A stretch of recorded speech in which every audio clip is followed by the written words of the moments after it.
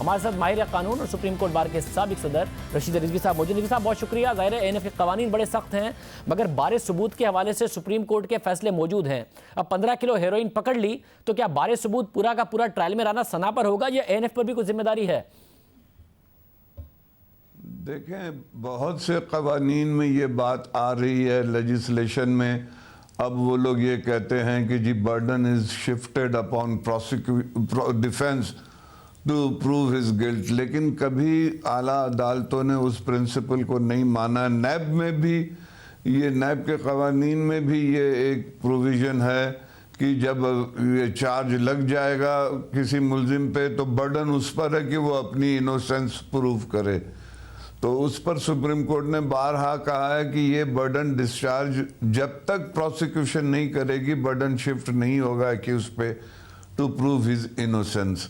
तो ये तो इंटरनेशनली हर क्रिमिनल कोर्ट में दुनिया भर के ये प्रिंसिपल है कि बुनियादी तौर पे प्रोसिक्यूशन को जो है अपना बर्डन डिस्चार्ज करना पड़ता है, उन्हें साबित करना पड़ता है, और अगर केस प्राइमा फेशियाई बन जाता है तो फिर वो जाता है, बर्डन शिफ्ट होता है डिफेंस पे कि वो अपनी इनोसेंस प्रूव करे। तो इस किस्म के लॉ से कुछ नहीं होता है।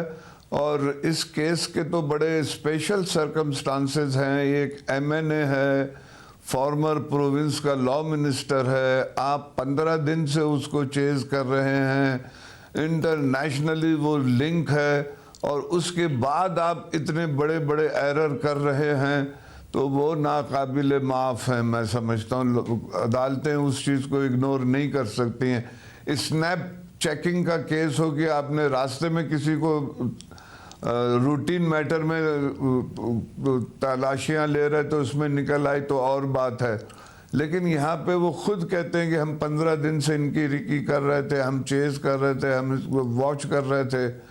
उसके बावजूद भी एक मजिस्ट्रेट को अपने साथ नहीं रखा उस दिन जब उन्हें मालूम था कि इस रास्ते से राना सनाउल्लाह साहब गुजरेंगे तो उसको हमें, उनके पास ये हीरोइन है, हम इनको रिकवर करेंगे। ये चीज़ें मैं समझता हूँ केस को डाउटफुल कर देती हैं।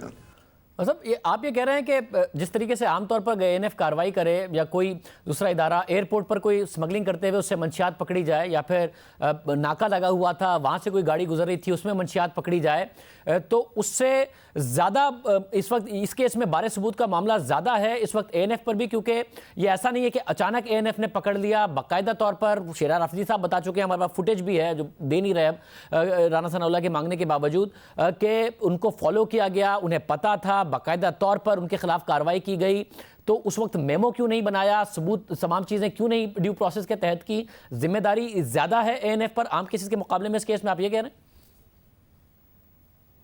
बिल्कुल मैं समझता हूँ, इसीलिए मैंने इब्तिदा में कहा ये स्पेशल सर्कमस्टांसेस का केस है कि एक आप एमएनए को अवामी नुमाइंदे पे हाथ डाल रहे हैं, एक साबिक लॉ मिनिस्टर पे हाथ डाल रहे हैं, तो आपको सारी तैयारियां से और सारी कोशिश करनी चाहिए थी एएनएफ को कि जितनी भी इरेगुलरिटीज़ है उसको अवॉइड करें।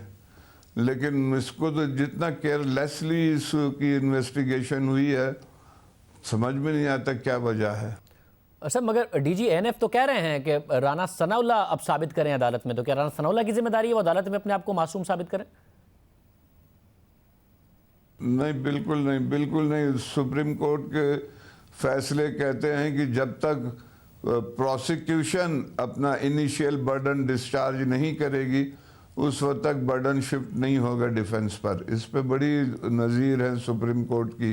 जस्टिस जावेद इकबाल साहब का डिसीजन है 2004 सुप्रीम कोर्ट का, उस पीर मजहर साहब के केस में उन्होंने कहा है कि नहीं, बर्डन हमेशा प्रोसिक्यूशन पे रहेगा। हालांकि नैब में भी ये कानून है, प्रोविज़न है कि जहां केस बन जाता है बर्डन शिफ्ट हो जाएगा डिफेंस पे। उन्होंने कहा नहीं, ये रहेगा उस वक्त तक जब तक इनिशियल बर्डन डिस्चार्ज नहीं करते। तो मैं समझता हूँ कि डीजे साहब ने ये फैसले जो है पढ़े नहीं हैं, देखे नहीं हैं। अरशद साहब ने बताएगा कि अब ज़ाहिर बार बार शेर आफरीदी साहब बताते हैं कि जो एएनएफ है उनके जो अदालतों में कन्विक्शन रेट है वो कितना ज़्यादा है। ये नहीं बताते कि उनमें से कितने केसेस ऊपर की अदालतों में नहीं ठहर पाते और कलअदम करार दे दिए जाते हैं। इस केस में जो मामला हैं, आपको लगता है ये जो जब सुपीरियर कोर्ट में मामला जाएगा तभी राना सना को इंसाफ मिल सकता है? ये लूप होल्स ऐसे हैं जो ट्रायल कोर्ट की हद तक भी आपको नजर आ रहे हैं? बेसिकली तो बेशतर केसेस में शाजेब लूप होल्स होते हैं, लेकिन अब हम देखते हैं नैब कोर्ट्स में, एएनएफ कोर्ट्स में, एंटी टेररिस्ट कोर्ट में अब वो एज ए पॉलिसी मैटर लोगों को कन्विक्ट करते हैं। और यही वजह है कि हाई कोर्ट और सुप्रीम कोर्ट में एक्विटल का रेट ज़्यादा है कि जब वो जाते हैं तो वो देखते हैं कि सेटल प्रिंसिपल ऑफ लॉ पर भी उनको अप्रिशिएट नहीं किया गया और मुलजिम को सज़ा दी गई है। आप देखें सुप्रीम कोर्ट और हाई कोर्ट के जो एक्विटल रेट्स हैं वो ज़्यादा हैं इसी वजह से कि हमारी इस वक्त ट्रायल कोर्ट जो एज ए पॉलिसी मैटर सज़ाएं दे रही हैं। बहुत शुक्रिया रशीद अजीज साहब हमारे साथ मौजूद थे।